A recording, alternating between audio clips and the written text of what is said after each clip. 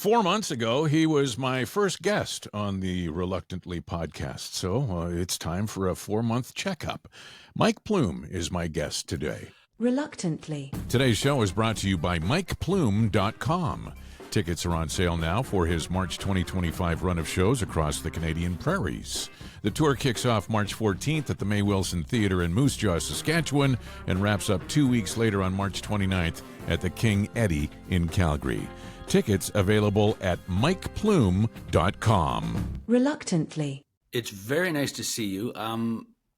So yeah, I guess for all intents and purposes, I'm like the Bill Murray to your David Letterman. Precisely. Yeah, first guest, and he always comes back. And just because we just recently had, it was not this past weekend, the weekend before, it was the 50th anniversary of Saturday Night Live. So you are my George Carlin. That's okay. I'll take that too. That's not to SNL, because George Carlin was the first guest. Was he the first? I think he was. Yeah, I think first, right. I know Paul Simon was like the first musical act. I think. Did you happen to watch that? Did you watch the 50th? I watched a lot of it. Yeah. What'd you think of it? Well, I mean, exactly.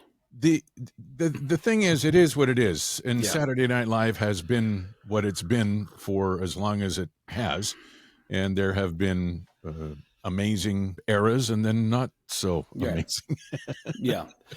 I mean, there's some of it I thought was very funny, and then sometimes, but it's the same thing. It's the Saturday Night Live thing. It's like sometimes I'd like to think I sort of keep my thumb on the pulse of things, but sometimes I'm hearing stuff and them doing something. I'm like, that's probably a bit hip for the room. You know, I'm not sure everybody's going to get that. And they're like, look how hip we are. Look how cutting we are.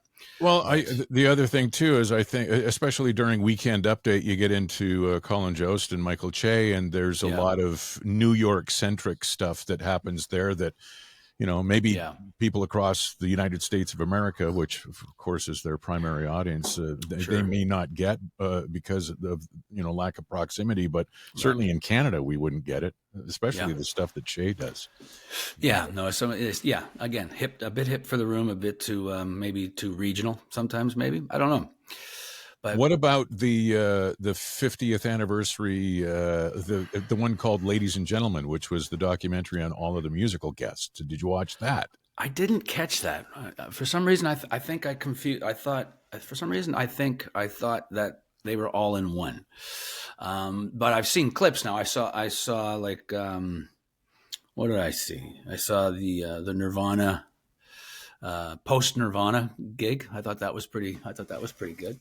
Well, that would have been the thing that was just recently on the Friday night before the Sunday 50th anniversary. Yeah, they had a big concert sort of thing and that. But if you look up, I can't remember if it's on demand on your television or if it's on Netflix or Prime or whatever, but you can look it up and it's an actual documentary and it shows. Oh no, I need to see that. All of the guests. It's a good watch actually. Yeah, I need to see that.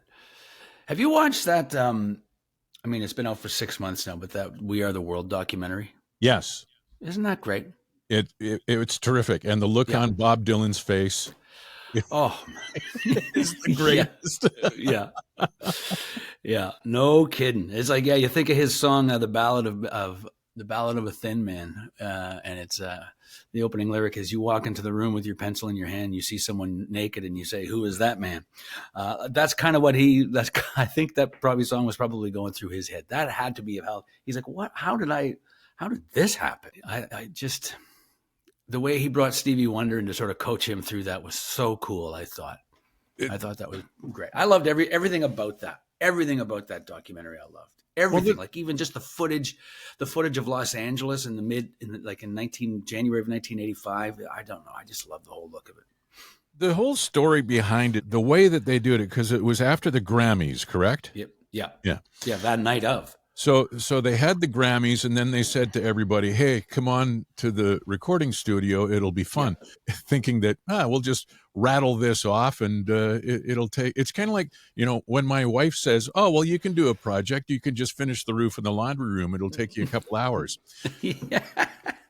You wonder, like, I mean, what were they saying there? They were saying something about how they knew there were a lot of the industry was going to be in Los Angeles for the Grammys or the American Music Awards or whatever it was.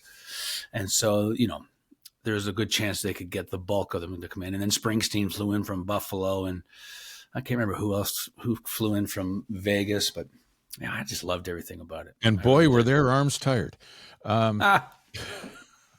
The great thing about it was, first of all, the check your egos at the door sort of thing. Yeah. And when you look, I mean, if a bomb would have hit that place, who would have been top of the bill? Didn't somebody say that? Who said one of those guys made that joke?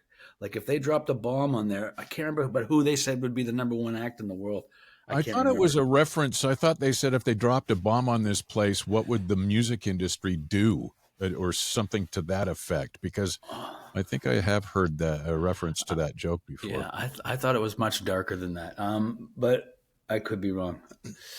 You know what we need? We need what Joe Rogan had. He's got that guy off to the side who's always fact checking stuff for him. That's what we need. Where is he? I don't have that kind of budget. No, no. The other great thing about the documentary for We Are the World. Yeah. Is that what? Yeah. That was for some reason I was having a brain fart. The other great thing about the documentary, aside from check your egos at the door, was the fact that it showed all of the powerful moments, like all of the amazing moments, but it also showed people at their most vulnerable. Like, wasn't it the Cyndi Lauper, Huey Lewis thing that they were struggling trying to get it and they had to do it over and over? And isn't that where they got the look on Bob Dylan's face for that still shot? That might have been where they got that look. Yeah, because like Huey Lewis felt like he was suffering from serious imposter syndrome there. He was like, what am I doing here? So you could sort of see that. But he did such a great, like everybody, like every line that everybody sang. Like it's like, and they were picked perfectly because Cyndi Lauper sang her part perfectly. That's exactly the way she would have, like there wasn't another line in that song that they could have had her sing that she would have sang more like Cyndi Lauper. So if you're Quincy Jones and you're putting that We Are the World all together, and the song is, correct me if I'm wrong, written by Michael Jackson, Quincy Jones, and one or two other people or whatever. Lionel Richie. There you go. Remember Stevie Wonder didn't show up. He was supposed to show up, and I guess went to the wrong studio. That's right. Took a left turn at Albuquerque. That's right. The thing about it is if you're writing that song, Lionel, Michael, Quincy, if you're writing that song, how do you look at it and say, okay, the first line is going to be that person, and the second line, like how do you arrange that? Obviously, Quincy Jones has an incredible knowledge of what everybody brings to the table in a recording session like that with their singing style. But how do you go, you know what? I think we're going to put Willie Nelson there, and then we're going to put Springsteen there. And I just think, like, if they would have put Daryl Hall where Springsteen was, would it have had the same impact on that line? No, I don't think it would have, because I think that was Bruce's line. That had to be Bruce's line. It sounded like Bruce. That's just, Daryl Hall is such a great singer, but that wouldn't have been a good line for him, or Kenny Loggins for that matter, who I think was like I think right after Springsteen or right before, I can't remember. Have you ever? Fascinating documentary though. Yeah, it was really good. Have you ever sang that song just to sing along at karaoke or in person at a performance? No. We Are the World? I have. We did it. The thing was, we did it at a piano bar. Who had incriminating photos of you that had you have to trot that one out? We were at a piano bar at a resort in Jamaica. Yeah, here we go. I don't know. There was could have been a couple or 3 dozen Red Stripe involved. That's right. But for some reason, I figured that I could go through and sing "We Are the World," but doing all of the voices. Well, yeah, and I actually pulled it off until about I can't remember. Steve Perry's bit, probably. That would be the one. Oh, but it was pretty entertaining. Yeah, man. Hey, man, so how's Reluctantly going for you? That's my question. I think it's going great. Well, thank you. Yeah. The podcast is well, it's an expensive hobby. Yeah. There's not one thin dime that's been procured from this from a Right. advertising or sponsorship point of view, but that's Right. not really why I started doing it. You know, Mm-hmm. for years, like 10 years, Yeah. people have been saying to me, when are you going to start doing a podcast? And it was never really on my radar. I didn't really Right.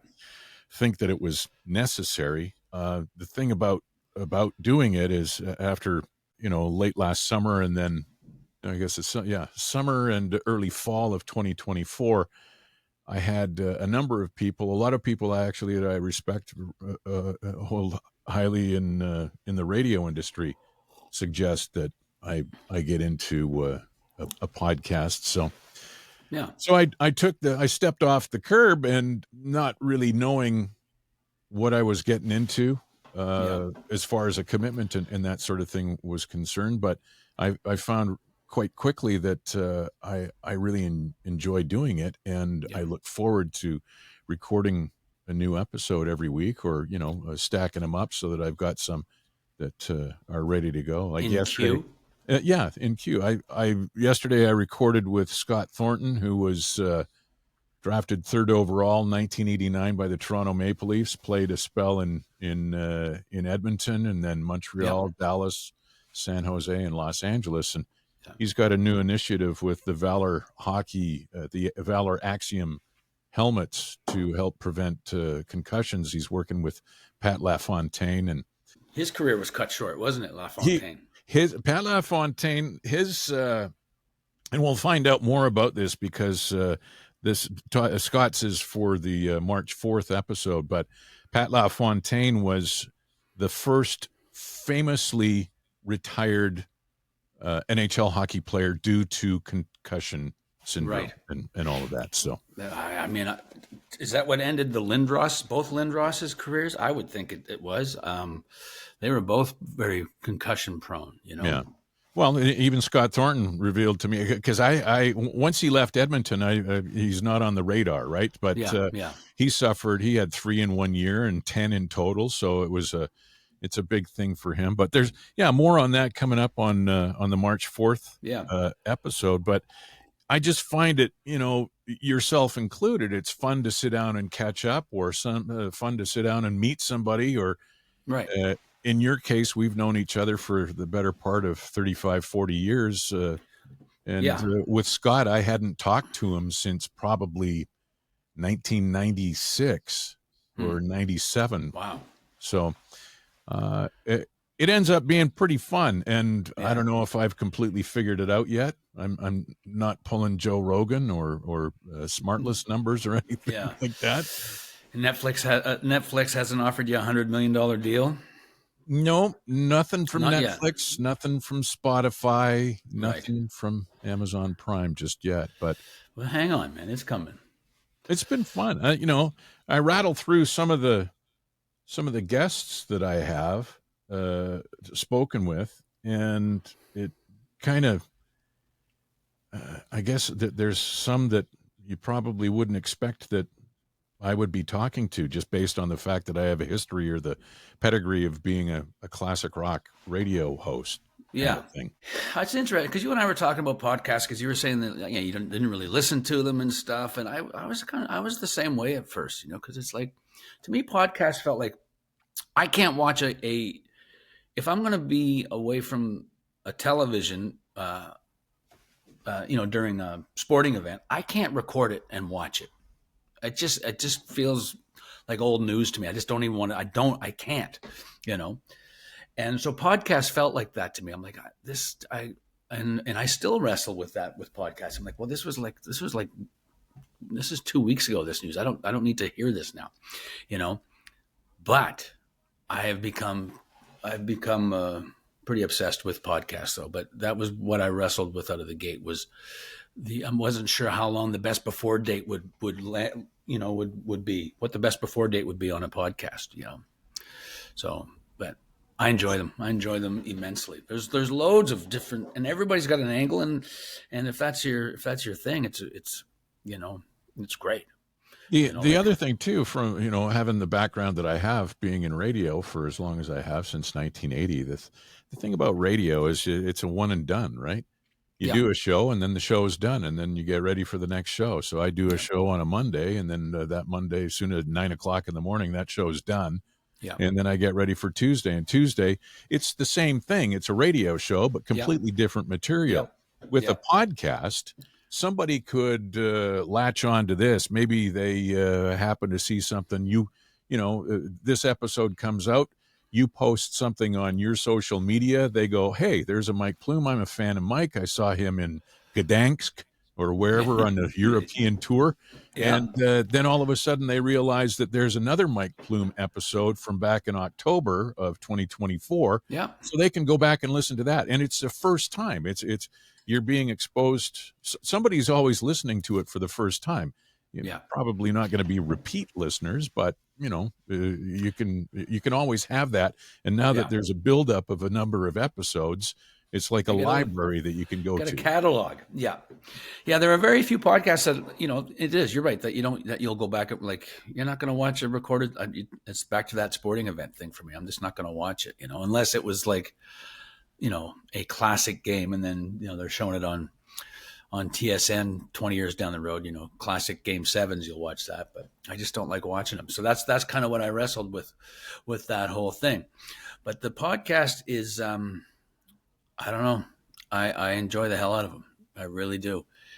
And it's, whatever it is, if your thing is the Kennedy assassination, man, there are a lot of podcasts about the Kennedy assassination, or whatever. Yeah. Go figure. You'd think that horse would have been beaten to death by now, but not for me, because I'll follow anything that has the letters J, F, and K in it. Those are really hard chords to play, by the way. You're not kidding. Yeah. Well, It's great. They don't call it the F chord for no reason. Is that a Effing bar chord. chord with two R's and an E? That's right. An effing chord. Mm-hmm.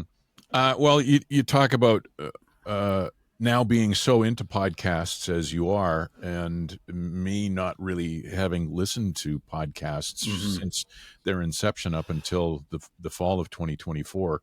The only podcast I had ever listened to was a podcast that was on in the middle of the night as we were driving from Memphis back to Nashville when you and I were together. Which with one your was brother. that again?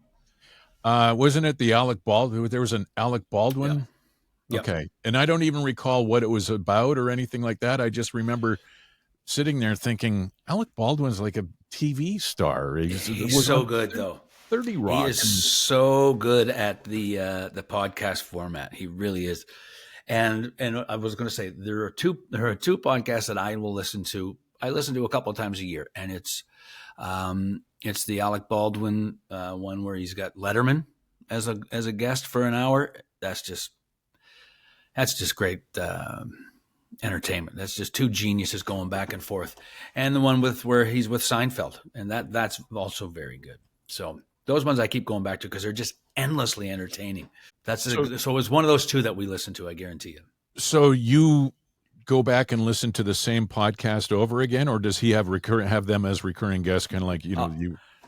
I just listen to them over again. I just think they're so entertaining. It's like watching an episode of Seinfeld or watching old reruns of Letterman. I just tuck in and listen to these two guys go back and forth. It's great. And Seinfeld's Comedians in Cars Getting Coffee is a lot like that as well. You can, the longest episode of that might be 22, 23 minutes long. And those are a lot of fun too. Again, Baldwin's been on there and Letterman has been on there, and every episode of that is great as well. And it's a genius concept too. But the thing, I mean, it's got to have a high production cost, that sort of thing. And obviously Jerry Seinfeld is good for it. But yeah. I'm sure he's not applying to Factor Grant or anything like that. He's Canadian? Who knew? Reluctantly. Hey there, it's Terry. Thanks for making it this far through the show. I'd like to make you a part of the show as well. On my website, reluctantlypodcast.com, on the right-hand side of the page is a microphone where you can chime in about the show. And down at the bottom on the left-hand side is a donate button. Your support of the show is appreciated to help with production costs and so on. Reluctantlypodcast.com. Reluctantly. Well, it makes me think, doing this podcast and being 4 months in, here we are, and this is the February 25th episode. All right. Let me see here. Yes, it'll be the February 25th episode. So here we are, 4 months in, Reluctantly Podcast, named aptly because I was reluctant to start one for the longest time. But if you remember, I don't know if you were living in Toronto at the time or if you were in Nashville. It was like 2001, 2002 sort of thing. Where were you then? Nashville. Okay. So at that time, we were in it was the old 90, we had switched to 97.3 K-Rock. Okay. And it was Were you on the south side or downtown? We were on the south side. Yep. So it was on 99th Street, just south of 51st Avenue. Yep. And we had our program director was Steve Jones, who is now the president of Stingray Radio, who, him and I still work together. And at the time, it was the heyday of the Terry, Bill, and Steve show. Yeah. And we would do the show every morning. And then as soon as the show was done, we figured out this new thing called internet streaming. And what we would do is, as if it wasn't raunchy enough and whatnot already, the Terry, Bill, and Steve show, but we would come on after it was done, and then we would start recording so that we could upload this thing to the internet.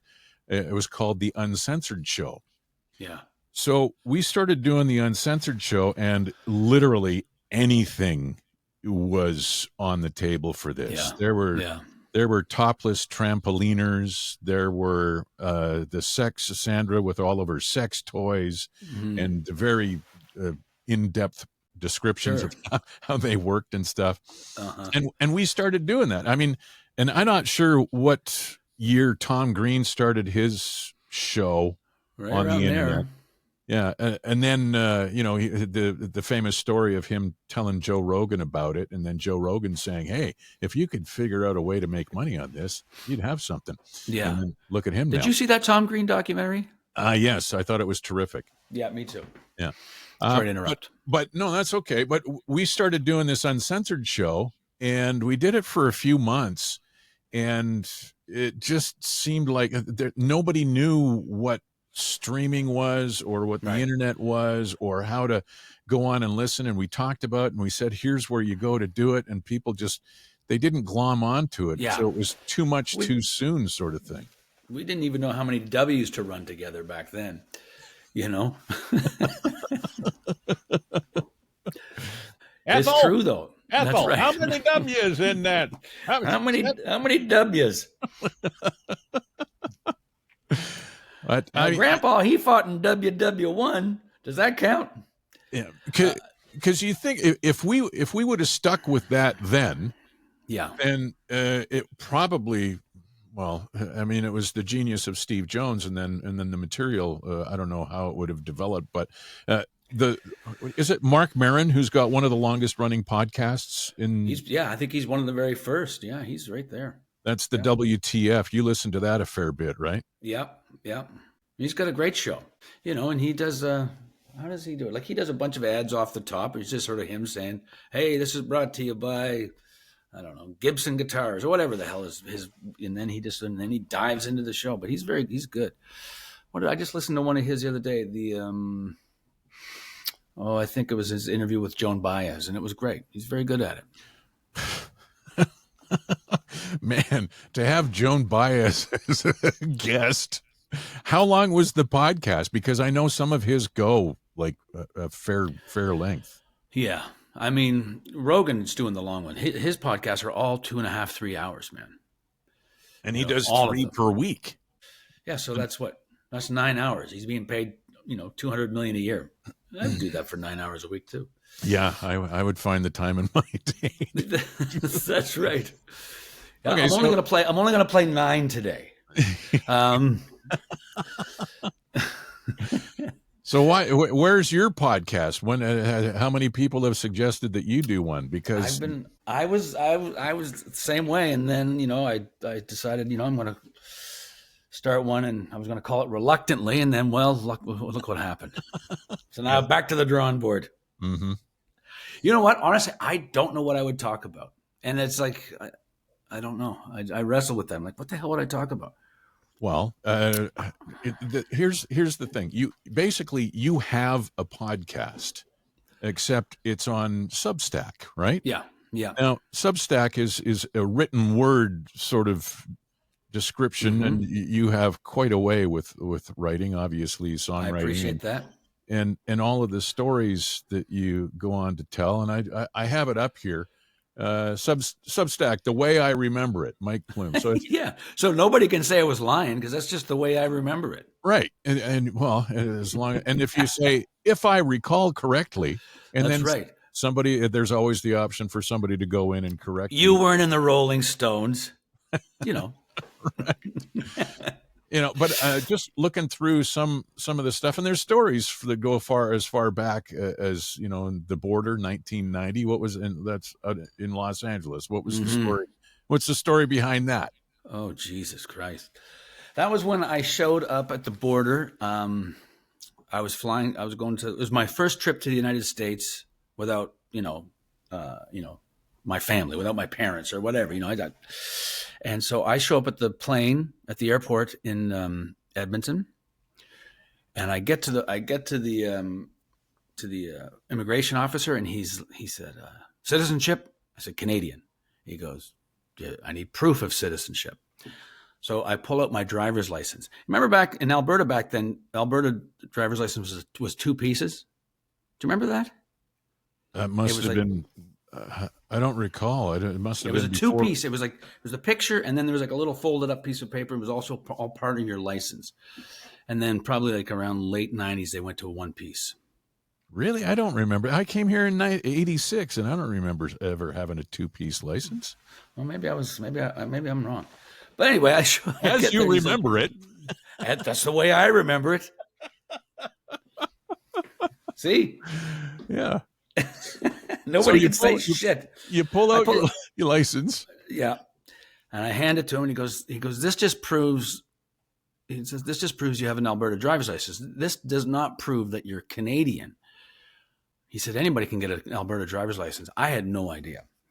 He says, so do you have a birth certificate? Do you have a passport? Do you have anything? And honest to God, and I have it to this day for this story, the only other thing I had on me at the time was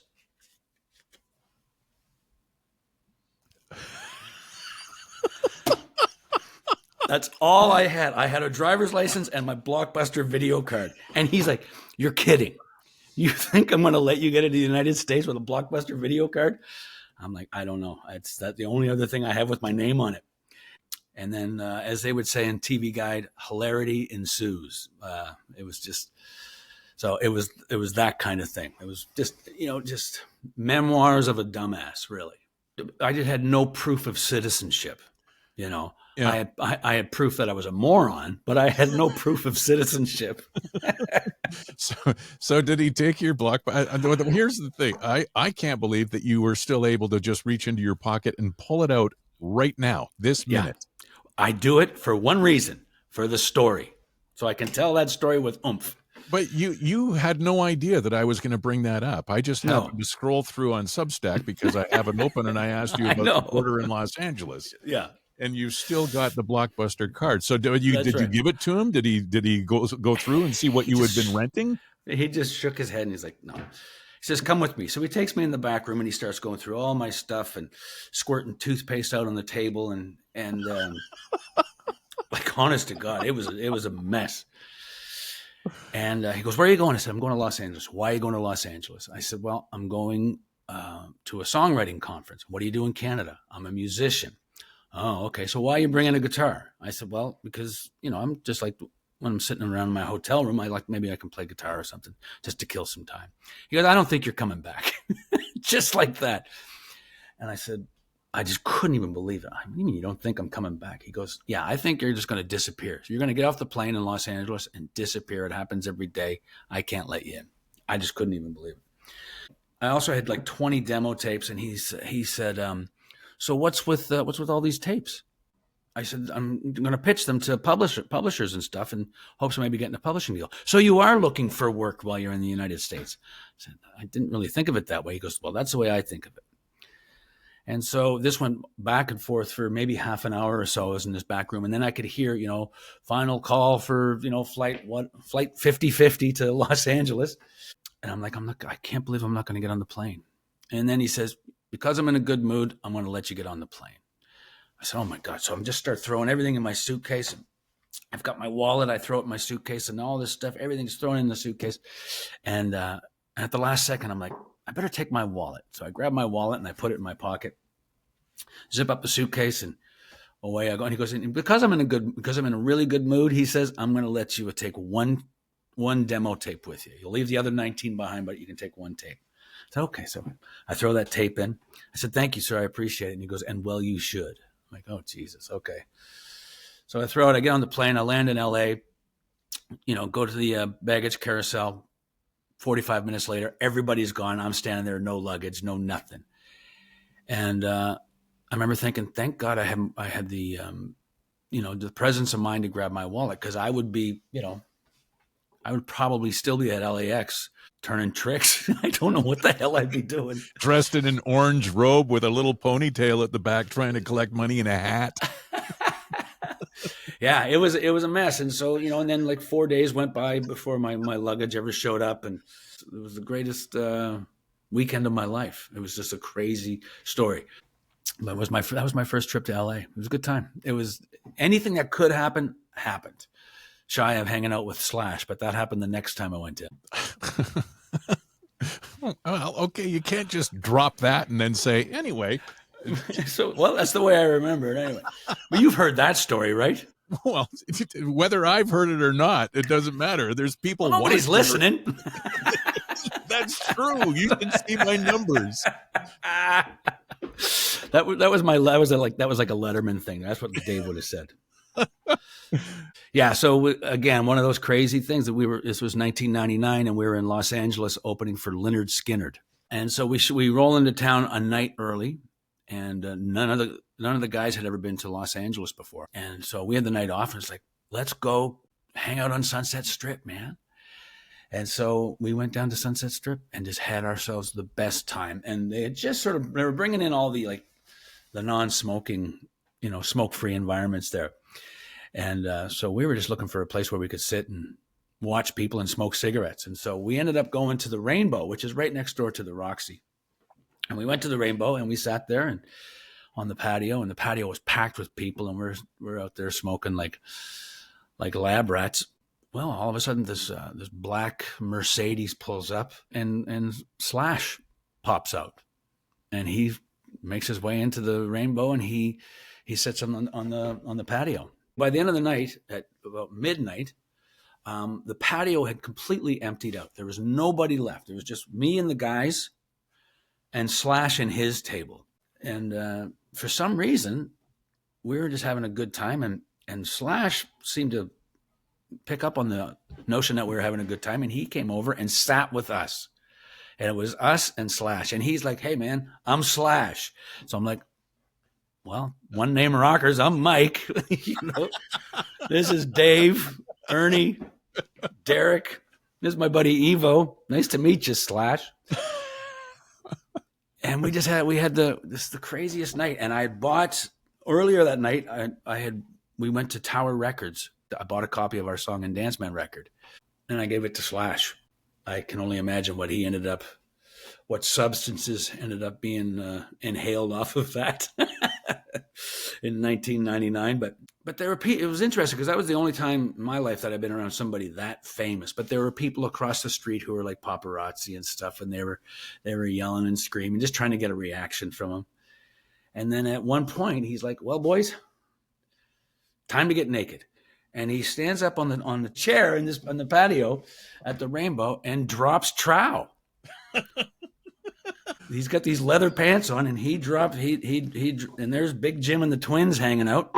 His security guy's like, Slash, pull your fucking pants up, would you? Yeah. So I saw Slash naked. That's kind of what that boils down. I'll probably put that on my headstone.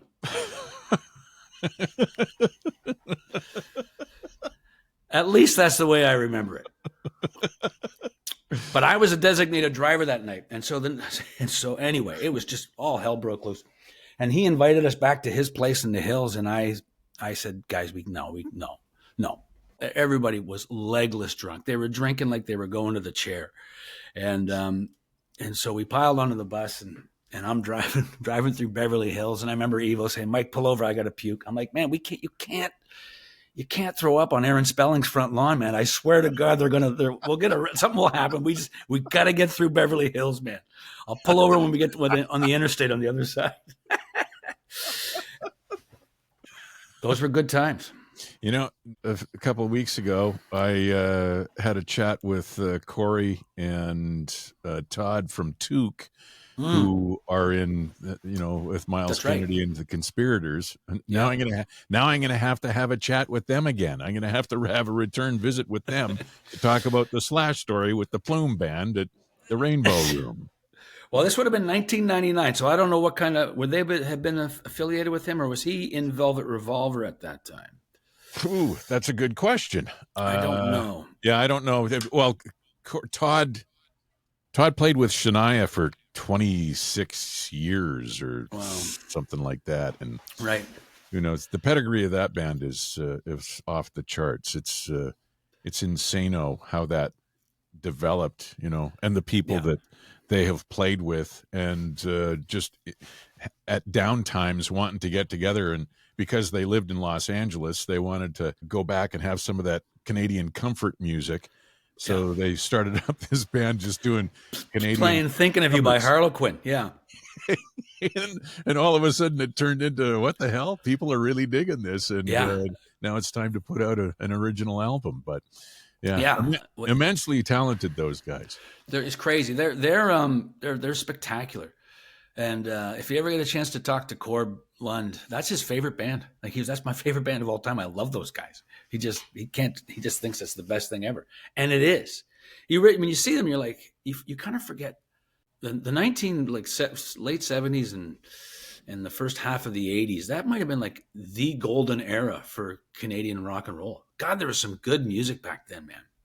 Like just great. Well, there was, and I recently posted a picture of me with my grade 9 school picture wearing the Trooper Hot Shots concert merch from grade 9 when I was in Prince George. Yeah, and I actually reached out to Ray McGuire to see if he would be a guest on Reluctantly podcast, and he politely declined. He said that since he's retired, he has been inundated with requests and invitations, but he's just going to lay low, and he's not doing it. He's got some really good friends who do podcasts as well that he's turned down too. So I don't feel. Well, let's get this show, make it unavoidable and undeniable for him to be on your show. That's what we got to do.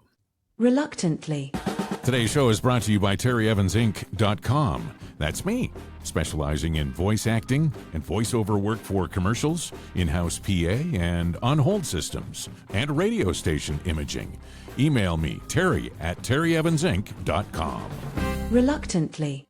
There's so much great music, Canadian music, that came out from, 75 to 85. That's just what an era of music. Like with April Wine, like Roller, like that song was one of my. I can hear it right now. I can hear that guitar lick. I can hear the gonna get the flight to Nevada, leaving friends at home in LA. What a great tune! Just great song.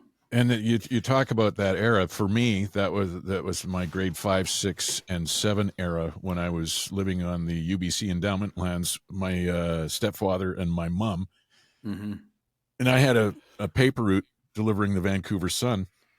And because I got a whole bunch of subscriptions, I got a little bonus prize at Transistor Radio that I hung on the handlebars of my banana seat bike with the small front tire and the big back tire and the gigantic paper basket on the front of it. And that's living right there. I listened to 14C Fun with every one of those songs that you're talking. There was BTO. There was Heart. I know not all totally CanCon, but there was, Recorded in Vancouver, though. yes, that because of the draft dodging and all of that story. I didn't know that part of it, but I just knew they recorded at Little Mountain or whatever. Oh yeah, there was guys in the band that were going to have to go to Vietnam, and they said, "Nope, not this cowboy." And then they all went up to Vancouver.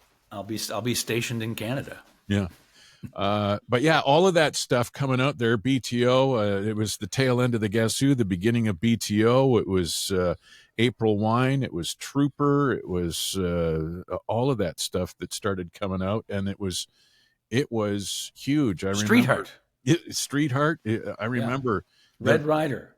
Well, yeah, that was a little bit later, and what 79, 80. So I don't know. It's part of the culture of Canada. That's also one of the reasons why we have the CanCon rules in place in radio, even though it's supposed to help out up and coming artists rather than.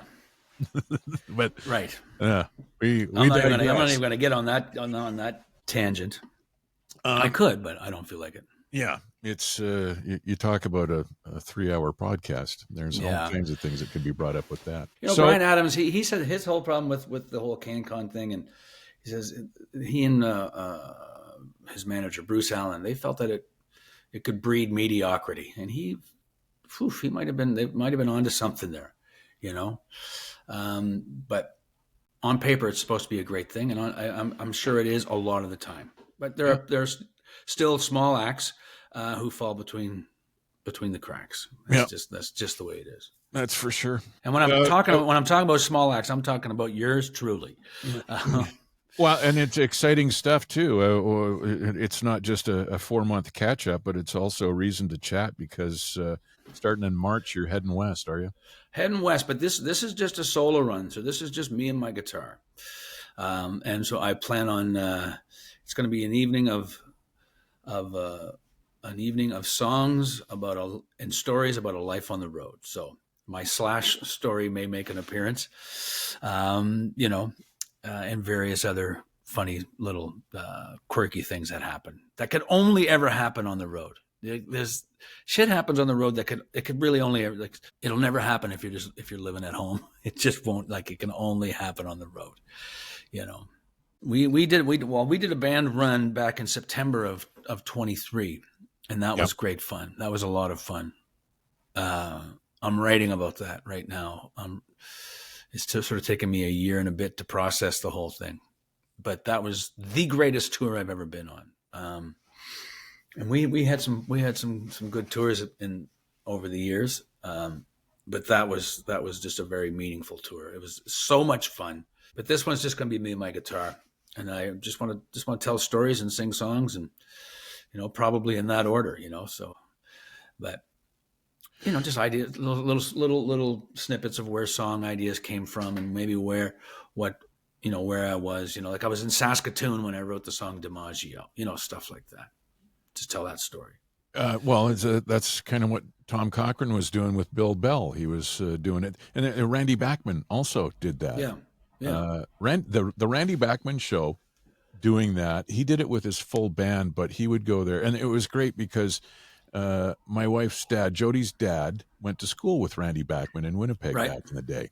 Same age, same school. So we took John, my father-in-law, to that, and he enjoyed the shit out of it. It was terrific. Randy wasn't doing a meet and greet, so we weren't able to reunite the two in any way. But when Randy got up there on stage, and not every song was the full song. He would do maybe a couple of verses and one chorus, and just rattle it off. And some of the stuff, obviously, with all those guys, Randy and Burton Cummings, they can't sing the way that they could sing when they were recording it and hitting all the notes and everything. But so they had guys helping out in their band. But the Randy Bachman show was terrific. And Tom hasn't made his way out west to do that song and stories kind of thing that he did with Bill Bell, but I know he had a few dates there back. He needs to do that. I think that would be a very well attended evening, I would think. Yeah. So you're gonna are you driving? Are you gonna hop in the car and away you go with the? Yeah.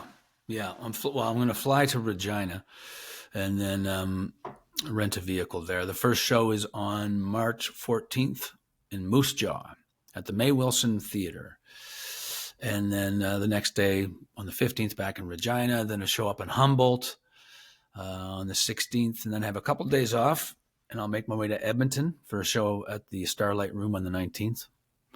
And then a day off, and then a show on the 21st in Bonnyville at the Strathcona Performing Arts Center that, Clayton Bellamy spearheaded.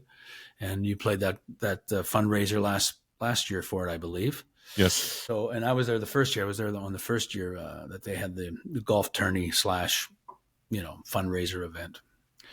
And so I'll be there, and then Saskatoon, Watson, Saskatchewan as well, Winnipeg, and then the last show is on the 29th in Calgary. So it's 9 shows in 14 days is what it is. Who organized your tour? It's Saskatoon, Winnipeg, and then Calgary. After you're crisscrossing back and forth like the little kid in the family circus thing with the dots all over the playground. The Star of David tour, they call it.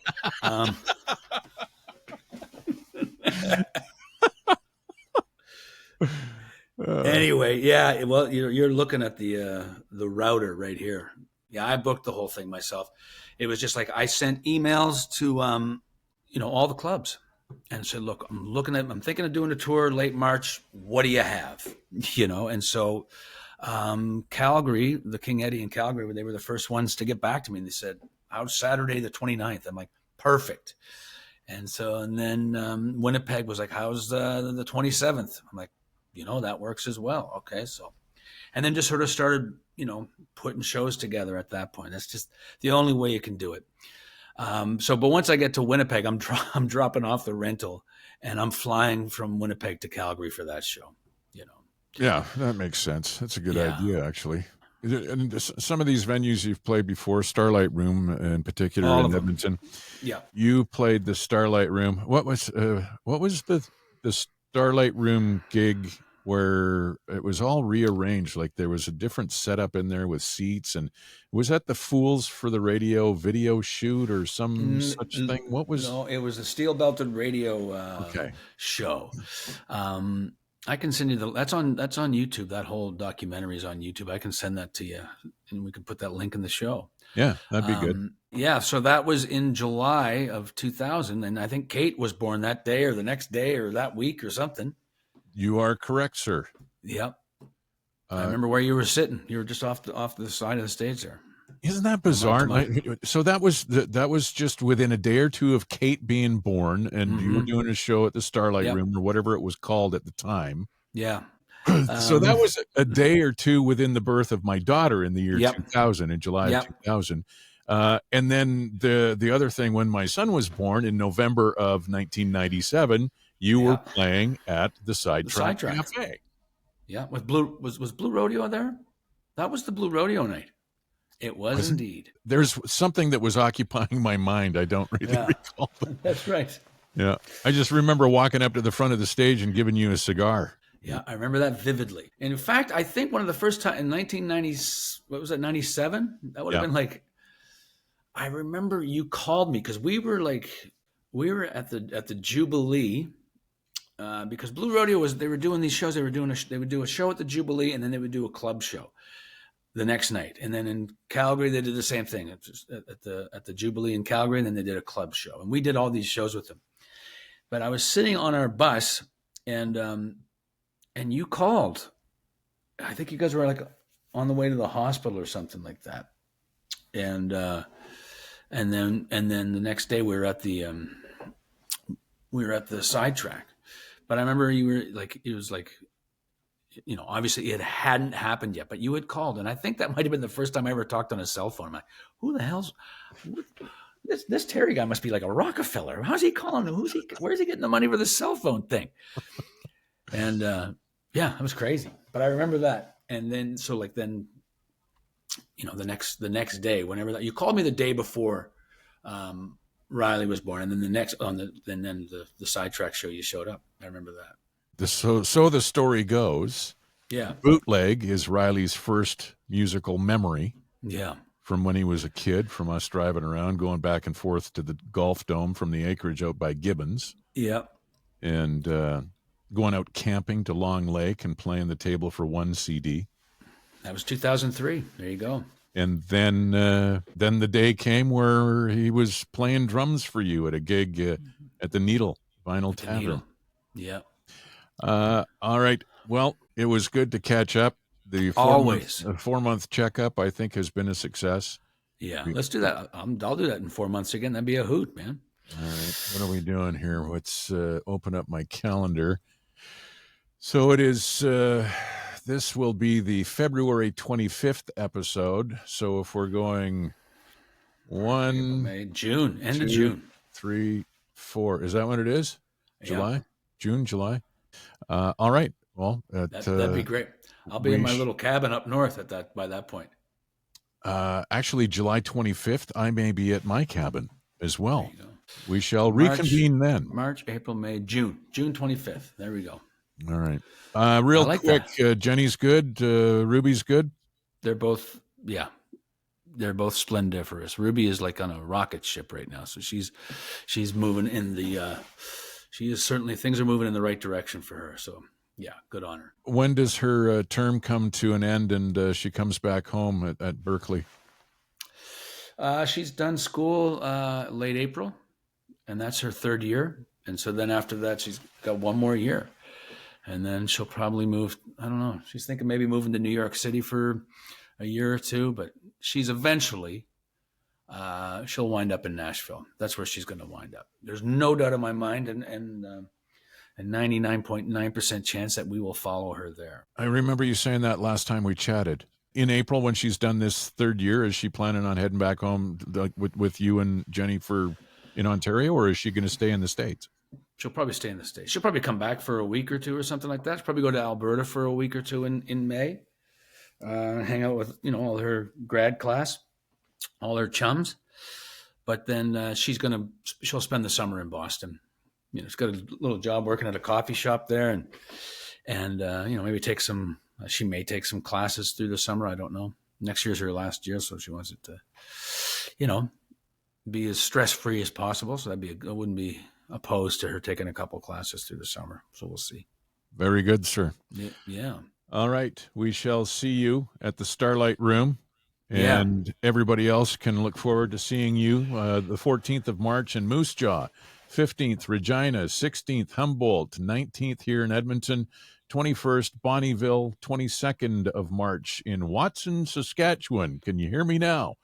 The 23rd in Saskatoon, 27th Winnipeg, and 29th in Calgary. And, of course, as always, that Mike Plume on Instagram. Yeah, man. Love you, man. We'll talk to you again soon. Can't wait, buddy. Thanks so much. Reluctantly. Today's show brought to you by MikePlume.com. Tickets available now for his March 2025 run of shows across the Canadian Prairies, starting March 14th in Moose Jaw, wrapping up March 29th in Calgary. Tickets available at MikePlume.com. Reluctantly.